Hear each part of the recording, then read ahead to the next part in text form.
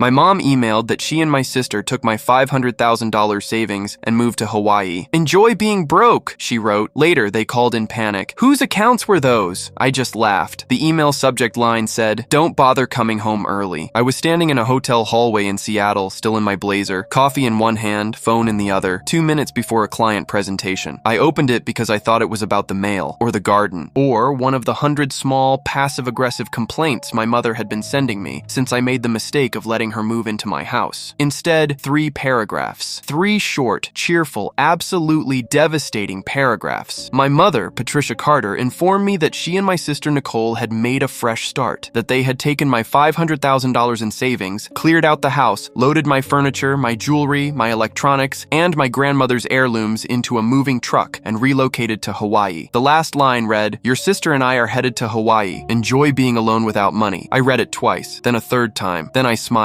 Not the kind of smile you'd expect from someone who just had her life stolen. The kind of smile you get when months of quiet, careful preparation finally meet the exact disaster you prepared for. They had no idea. My name is Olivia Carter. I'm 34 years old. I'm a financial operations consultant, which means companies pay me good money to find where resources are leaking before the leak becomes a flood. I am, by professional training, someone who does not leave important things unprotected. I read contracts before I sign them. I back up files before I open emails from unknown senders. I keep records the way other people keep regrets, thoroughly and organized by date. I had been doing that professionally for 9 years when Patricia and Nicole decided to rob me. Let me back up. My father, Gerald Carter, died 18 months before this story begins. Heart attack. Fast and without warning, the way the worst things always are. He left behind a small life insurance policy, a 2017 Ford F-150, and a family dynamic that had been quietly lopsided for as long as I could remember. Nicole was the favorite. This is not a wound talking, it's just a fact, the same way weather is a fact. Nicole is 4 years older than me, and from the time we were children, my mother operated on a system I did not understand until adulthood. Nicole's needs were emergencies, and mine were inconveniences. Nicole crashed her first car at 19. My mother paid to replace it. Nicole dropped out of 2 colleges, accumulated $28,000 in credit card debt, and had 3 jobs in 4 years. My mother called her a free spirit. I paid my own way through university on a scholarship. I worked 12-hour weekends to maintain, graduated with honors, and my mother told me I was lucky. After my father died, Patricia said she could not manage the house alone. She was 61, healthy, and fully capable of independent life, but grief makes people say things, and I was not immune to it either, so I invited her to stay with me. Then Nicole just needed a year to get back on her feet. That year became 3. I paid the mortgage on the 4-bedroom house I had bought in Portland, Oregon at age 29. I paid the utilities, the groceries, the property taxes, the homeowner's insurance. I covered the Wi-Fi, the streaming subscriptions, the landscaping service Patricia insisted on. I drove my mother to her doctor appointments. I handled the estate paperwork when my father died, all of it while working full-time on a career that required me to travel 3 or 4 days a month. In return, I was treated like management they resented. The small signs came first, the way they always do. Nicole started asking questions about my banking apps about 8 months ago. Casual questions slipped into normal conversation. Do you use that savings app or a regular bank? Is your main account the one you use for groceries? I told myself she was thinking about her own finances. I told myself it was nothing. Then I noticed mail being opened and resealed. Not obviously, just slightly off at the corner, the fold a half-inch different from how I leave it. One piece, then another. I told myself it was the humidity. Then Patricia started hovering whenever I paid household bills, standing in the kitchen doorway while I sat at the counter with my laptop, not saying anything, just present, eyes moving to the screen. I told myself she was bored. The stomach drop moment came on a Tuesday in March, about 6 months before Seattle. I came home from a client trip to find Nicole at my desk in the home office, facing away from the door, doing something on a piece of paper with my bank statement, a printed one I had left in the recycling bin, and a calculator. She closed the paper quickly when she heard me, said she was just using the desk. Her expression was the look of someone interrupted, not someone embarrassed. I didn't say anything. I went to my bedroom, closed the door, and sat on the edge of the bed with my hands very still in my lap. I didn't feel panic. I felt the specific cold clarity that comes when you realize the threat you've been filing under. Probably nothing is not nothing at all. It's something. It's been something for a while. That night I called Daniel Mercer. Daniel Mercer has been my personal attorney for 6 years. He's 47, former corporate litigator, now runs a private practice in Portland specializing in asset protection and civil disputes. He has the kind of voice that makes chaotic situations feel containable. Low, deliberate, never surprised. When I told him what I'd seen, he was quiet for a moment and said, "How much do they know about your full financial financial picture. I said, probably too much. He said, then we fix that now, before anything happens, not after. That was the beginning of 6 months of very quiet, very careful work. The first call Daniel made was to Lena Brooks, a forensic accountant with 15 years of experience in asset tracing and fraud documentation. Lena is the kind of person who gets excited about spreadsheets the way other people get excited about sports. She reviewed my accounts, my household records, and the pattern of small transfers I had noticed. Amounts under $200, irregular intervals from an account Patricia had limited access to for household expenses, and within a week produced a 14-page report documenting unauthorized activity going back 11 months. 11 months. Nicole had been at this for nearly a year. Daniel and Lena walked me through the restructuring. The $500,000 in savings was moved out of the account Patricia believed was my main savings repository and into a protected investment ladder split across 3 instruments tied to my consulting LLC. What remained in the visible account was a temporary holding balance connected to incoming vendor payments and a traceable disbursement from a separate estate matter, legitimate funds, but structured so that touching them without authorization created a documented paper trail across state lines under federal wire fraud statutes. I photographed every item of value in the house, serial numbers, purchase receipts, insurance valuations. The vintage record player I had restored with my father, documented. My grandmother's silver candlesticks, photographed and insured individually. Several high-value pieces I suspected Nicole had already been appraising were quietly replaced with insured replicas after Lena confirmed the appraisal research in the browsing history of the household iPad, which Nicole used and believed was not monitored. It was monitored. I also updated the home security system to cloud backup on a private server they had no access to and no knowledge of. The system had audio and video coverage of the main entry, the living room, the kitchen, and the front exterior. Finally, I updated the ownership records on 2 shared storage units and removed Patricia from the account I had allowed her to access for household expenses, replacing it with a limited use card with a $600 ceiling that triggered real-time alerts to my phone. And then I waited. I did not know when. I did not know what exactly would happen, but I had done this work professionally for 9 years. I knew what a pre-theft pattern looked like. I just never expected to see it inside my own house. The consulting trip to Seattle was booked in early October. 4 days, a mid-sized logistics company restructuring their operations budget. I told Patricia and Nicole 2 weeks in advance. I watched their reactions carefully. Nicole nodded quickly and left the room. Patricia asked what day I was leaving. Both of those responses were slightly off. I didn't say anything. I left on a Monday morning. By Tuesday afternoon, while I was in the 3rd hour of a budget review meeting on the 14th floor of a Seattle office tower, the email arrived. Your sister and I are headed to Hawaii. Enjoy being alone without money. I stood in that hallway and breathed for exactly 45 seconds. My chest was tight and my hands were cold, and something at the base of my throat wanted to become a sound I was not going to make in a hotel corridor. Then I forwarded the email to Daniel. Then I called my bank's fraud team. I had a dedicated contact, Rebecca Holt, a senior fraud specialist, because Daniel had arranged the relationship 6 months earlier specifically for this possibility. Then I opened my laptop and checked the security archive. The moving truck had arrived at 9:14 a.m. that morning. Patricia had entered her door code at 9:11 a.m. The footage showed 2 movers and Nicole directing them through the house, room by room. I could hear Nicole's voice clearly through the audio. At one point she said, "Take everything worth money first." I sat with my laptop on a chair in the hotel hallway and watched my house being emptied in 14 minutes of security footage. The couch, the dining table, the framed family photographs, the silver candlesticks, the record player, the coffee machine, even the throw blankets folded on the living room chair. Room by room, efficient, cheerful. I closed the laptop, stood up, and walked into the meeting. I delivered the full presentation. I am a professional. I was not going to let them take that too. By 6 p.m. that evening, Daniel had filed emergency notices with Portland PD, the bank's fraud division, and a federal reporting channel because the movement of stolen property across state lines and the interstate electronic transfer of misappropriated funds triggered federal jurisdiction under 18 U.S.C. Par of 2314. He also contacted the Hawaii property manager, whose name appeared in a forwarded confirmation email Patricia had mistakenly sent to a shared family account I still had read access to. That was the detail that opened everything. Patricia had rented a luxury condo in Honolulu, 6 weeks, $4,800 per week, using a debit card linked to the flagged account. The property manager, once Daniel's office contacted him with documentation, pulled the booking records and cooperated immediately. He had no interest in being caught between a fraud case and an unhappy guest. Rebecca Holt at the bank confirmed within 2 hours that the account Patricia had accessed was now frozen pending investigation. The transfer Patricia believed she'd completed had processed into a review queue, standard protocol for large movements from accounts with newly flagged activity. The funds were inaccessible, not gone, just just locked, with a paper trail attached to every digit. I booked the first flight home the next morning. The house was stripped. I unlocked the front door at 11:22 p.m. and stood in the entry and let the emptiness hit me. No rug, no console table, no framed photo of my father and me at my college graduation that had hung on the wall for 5 years. The hooks where my coats hung were bare. The hallway smelled like moving tape and absence. I did not stand there long. I put on latex gloves. Daniel had specifically said to treat the house as a potential evidence scene, and I photographed every room, every empty bracket, every drawer they had pulled out and left crooked, every shelf they had cleaned. Then I went to the kitchen. Patricia had left a printed note on the floor beside the open safe. She had taken the visible cash envelope inside. $800 in emergency cash I had left there deliberately, along with decoy documents formatted to look like account information. She had taken all of it, which told me she had felt thorough and victorious. She had not looked under the bottom shelf of the safe. Taped there was a small index card in my handwriting. 5 words. Check the account names again. I took a photograph of it still in place. Then I peeled it off carefully and put it in my bag. Then I poured myself a glass of water because it was the one thing they hadn't taken that I needed right then, and I waited for the phone to ring. Nicole called first. 7:43 a.m. the next morning. I let it go. Patricia called at 7:51, then 7:53, then 8:02. On the 4th call, at 8:09 a.m., I answered. She didn't say hello. Patricia Carter has not said hello to me in approximately 3 years. I say that without bitterness, just as documentation. She launched straight in, her voice pitched high in a register I associated with things not going her way. Olivia, what did you do? We need help right now. The card isn't working, the transfer is frozen, the condo office is outside the door asking about payment, and Nicole says the bank told her the funds are under review. I leaned against the stripped kitchen counter. Outside the window, a neighbor's sprinkler was running. A completely ordinary Tuesday morning. Help with what? I said. With these accounts. What kind of accounts were these? I closed my eyes for 1 second, pictured her face, red, bewildered, still genuinely unable to conceive that I had anticipated this. The kind that belonged to me, I said. Nicole grabbed the phone. I could hear wind and traffic. The condo lobby, probably. Stop playing games, she said. Whatever you reported, undo it. We're stuck here, and it's your fault. I didn't take anything, I said. You did. You took my property, emptied my house, and your mother sent me a written confession with a subject line. That email was between family, Patricia shouted from somewhere behind her. I wrote that line down on a notepad immediately after the call ended. Daniel laughed for 10 seconds when I read it to him. That email was between family. She had sent a written account of felony theft to my work email address on a Tuesday morning and believed it was a private family communication. I told them I was not going to discuss this further without my attorney present and ended the call. Over the next 72 hours, the case assembled itself the way good preparation always does. Not dramatically, but methodically. One confirmed piece after another clicking into place. Monica Reyes, my neighbor across the street, had been watering my plants during the trip. She had seen the moving truck on Tuesday morning and found Patricia's demeanor strange enough to film a short clip on her iPhone. 47 seconds. Clear audio. In it, Nicole is visible in the doorway directing the movers, and her voice is clearly audible saying, "Take everything worth money first. Don't waste time on the books." Monica texted me that evening, asking if everything was okay. I called her immediately, asked her to preserve the video and not share it, and gave her Daniel's direct number. Detective Carol Yamada was assigned to the case through Portland PD's Property Crimes Unit, 12 years on the force, the last 4 specializing in residential theft and fraud. She was precise and unhurried, the kind of detective who writes everything down and asks you to say things twice, not because she didn't hear you, but because she wants to make sure the record is clean. She reviewed the security footage, Monica's clip, Patricia's email, and Lena's financial documentation in a single 3-hour session at her desk. When she finished, she looked at me and said, "You did our job for us." I told her it wasn't my first audit. She almost smiled. The movers, contacted by Detective Yamada within 48 hours, gave statements confirming they had been hired by Patricia Carter and paid using a debit card linked to the flagged account. They had no knowledge of the legal situation. They cooperated fully. Their invoice became Exhibit C in the formal documentation package. The property manager in Honolulu, coordinating with Daniel and the Hawaii-based attorney Daniel had contacted, a woman named Susan Park, civil litigation, 8 years practicing in Honolulu, confirmed that the condo payment had failed and that Patricia had attempted to make 2 alternative payments from different cards, both of which were connected to accounts now under the fraud review flag. Patricia and Nicole were in Honolulu with furniture they couldn't sell quickly, money they couldn't access, a condo they couldn't pay for, and an email sitting in my inbox that described, in Patricia's own words, exactly what they had done. The second call came on a Thursday afternoon, 4 days after the first. I was at the stripped kitchen table. I had bought a folding card table from a drugstore because I needed somewhere to work. When my phone rang, Nashville area code. I didn't recognize it. I answered. It was a lawyer lawyer's office. Patricia and Nicole had retained local counsel in Honolulu, a man named Gregory Fenn, general practice, who had apparently just finished reviewing the documentation Daniel had forwarded to Susan Park. He put Patricia on the line after 2 minutes of professional preamble. Her voice was different this time. The anger was still there. Patricia is not constitutionally capable of surrendering anger quickly, but underneath it was something I had never heard from her before. Something smaller, something that knew. I want to understand, she said slowly, what exactly those accounts were, and why the money isn't accessible. The accounts are mine, I said. The money is mine. The property you removed from my house is mine. The documentation of all of that is currently in the hands of a Portland detective, a forensic accountant, a civil attorney in Hawaii, and the Federal Reporting Division for Interstate Property Crimes. Silence. The email you sent me, I continued, the one with the subject line, "Don't bother coming home early," that has been formally submitted as Exhibit A. More silence. Then very quietly, I just wanted Nicole to have a real life. And there it was. Not an apology. Not an acknowledgement. Just the same explanation that had justified every lopsided decision of my entire childhood. Nicole deserved more. Nicole deserved the car replacement and the tuition and the years of free housing, and now, apparently, my savings and my grandmother's silver. I had been the ATM for the favorite child my whole life, and my mother had just told me from a Honolulu hotel lobby that she still didn't see anything wrong with that. I know, I said. That's why I kept records. The civil process was not cinematic. That is worth saying clearly. There was no single moment where I stood in a courtroom and watched them led away in handcuffs while a judge called them contemptible. Real legal processes are spreadsheets and deadline extensions and phone calls that go to voicemail and documents filed with specific exhibit numbers to specific case file identifiers. What there was, Patricia's attorney, Gregory Fenn, negotiated a civil settlement to avoid a full trial, which would have been damaging and public in a way she could not afford. The settlement included structured repayment of the misappropriated funds, return or replacement value for all removed property, and a formal acknowledgement filed with the court that the removal had been unauthorized. Nicole had less leverage and more direct exposure. She was on camera, on audio, and her fingerprints were on the financial transfer attempts. Her separate restitution agreement was supervised by Susan Park and Detective Yamada and included a probationary structure that would escalate to criminal charges if violated. Between the recovery, the insurance claims on items not returned, and the restitution payments, I got back approximately 91% of what had been taken. Real life leaves dents. I knew that going in. Some of the relatives had sided with Patricia early. She had reached them first with a version of events so softened it was almost unrecognizable. She had borrowed family funds. Nicole was under stress. I had become cold and controlling after my father's death. For about 2 weeks, I had cousins leaving me careful, distanced messages and an aunt who stopped answering my calls. Then the documentation surfaced. Then people saw the email. Then the account of what had actually happened, supported by security footage, forensic accounting, and a 47-second iPhone clip of Nicole directing movers to take everything worth money first, replaced Patricia's soft version with the actual one. The relatives who had believed her got quieter. Several apologized. A few disappeared entirely. I didn't chase any of them. I had already spent too much of my life chasing people who needed to be convinced to treat me fairly. Within 3 months, I had rebuilt the house. Not just furniture, intent. I bought a dining table that was mine, picked it out alone on a Saturday afternoon from a local shop. No one else's preference in the room, just mine. I rehung art. I repainted 2 rooms. I turned Nicole's old bedroom into a home office for my consulting business, put in a standing desk and a second monitor and a proper chair, and within 60 days was running 2 new client contracts out of that room. The space that had held 3 years of her chaos and my patience was now the space where I was building the next stage of my career. That was my favorite part. I won't pretend otherwise. Patricia called once more, about 6 weeks after the settlement was signed. The call was short. She wanted to know if there was any chance of rebuilding the relationship. I thought about that question for a moment. I thought about 11 years of being the one who worked and saved and paid and showed up. I thought about the mail opened and resealed. I thought about Nicole at my desk with a calculator and my bank statement. I thought about the email, "Enjoy being alone without money," and my mother's voice from a Honolulu hotel lobby saying she just wanted Nicole to have a real life, as if my life was a resource she was entitled to reallocate. I don't know, I said honestly. Maybe someday, but not right now. She hung up first. Here is what I want you to take from this, if you take anything at all. I did not set a trap. That framing matters. I prepared. That is different. I noticed, documented, planned, and protected myself from a threat I saw developing. What Patricia and Nicole called a trap was actually just reality. When you take something that doesn't belong to you, the records of the person you took it from become the mechanism of your consequences. That's not cruelty. That's accounting. People who steal from family rely on one thing above everything else: the assumption that love means you won't enforce what's yours, that you'll be too hurt to be strategic, too guilty to file a report report, too afraid of being called cold to protect yourself. Patricia had spent 34 years teaching